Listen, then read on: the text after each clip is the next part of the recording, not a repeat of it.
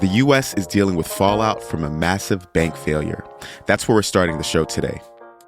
This is The 7 from The Washington Post. I'm Jeff Pierre. It's Monday, March 13th. Let's get you caught up with today's 7 stories.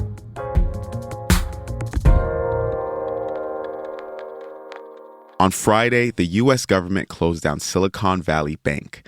This bank closure is the second largest bank failure in U.S. history.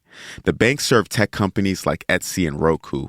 It also worked with startups and venture capitalists. It revealed last week that it had sold billions of dollars in assets and was selling more of its own stock to make up for some losses, which caused a panic. The government is now trying to find a buyer for SVB, which is how situations like this are normally handled.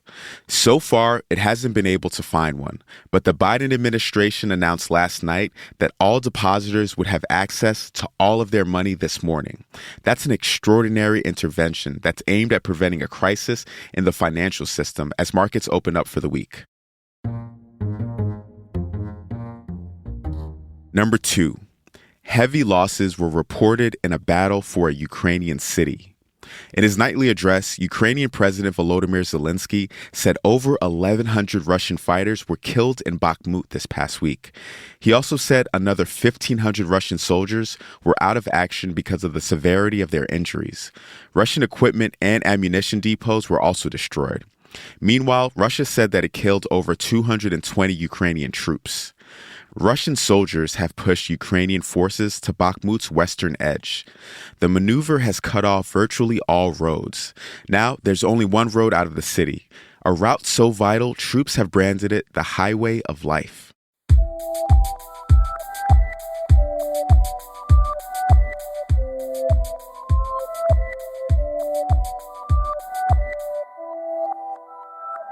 President Biden is expected to approve a controversial oil drilling project today. That's story number 3. The ConocoPhillips Willow project would drill for oil on federal land in Alaska's North Slope. Opponents hoped Biden would reject the plan altogether, but facing prospects of lawsuits, the Post reported yesterday that the Biden administration plans to move forward with a scaled-back version of the project. In an effort to offset environmental concerns, Biden will also declare the Arctic Ocean off limits to U.S. oil and gas leasing, along with other protections. Number 4, thousands of people in California were forced to evacuate over the weekend because of flooding. This happened in the small community of Pajaro in Monterey County after a levee breach deluged neighborhoods with water from the Pajaro River. On Saturday, Governor Gavin Newsom's office said that it was working to help the largely Latino community, which has a population of just under 3,000. Pajaro resident Jorge Cervantes talked about how he's been affected by the flooding. This morning when I wake up, I saw everything, water everywhere, so it's very hard. And maybe in the next couple hours I have to go. I have to leave this place because this water is coming, still coming. Heavy rains also washed out key roads across the state, and the situation is expected to get worse this week.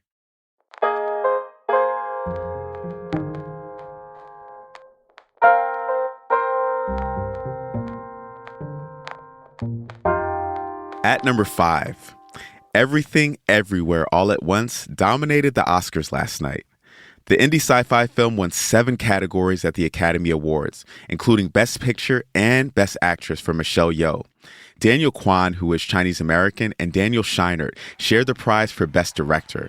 It was a milestone for Asian representation, which Yeoh talked about in her acceptance speech. For all the little boys and girls who look like me watching tonight, this is a beacon of hope and possibilities. This is proof that dreams dream big and dreams do come true. And ladies, don't let anybody tell you you are ever past your prime. Never give up. Brendan Fraser won Best Actor for The Whale, and there were musical performances from Lady Gaga and Rihanna. We can also report that no one was slapped this year. One of my favorite times of the year is here. That's right, we're talking about March Madness. The NCAA basketball tournament brackets were revealed yesterday. On the men's side, you have Alabama, Houston, defending champions Kansas, and Purdue, who earned the number 1 seeds. And on the women's side, you have tournament favorites South Carolina, along with Indiana, Virginia Tech, and Stanford, who were the top seeds. The first round of games begins on Thursday, but some men's playing games tip off tomorrow. So get started on your bracket research. The clock is ticking.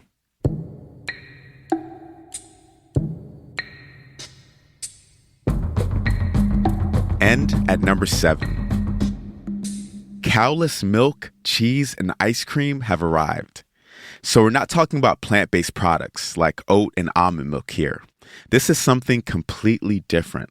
Labs have created molecular copies of cow dairy using a process similar to one used to brew beer and make insulin. Dozens of companies have started making these proteins in recent months, and some products are already on shelves.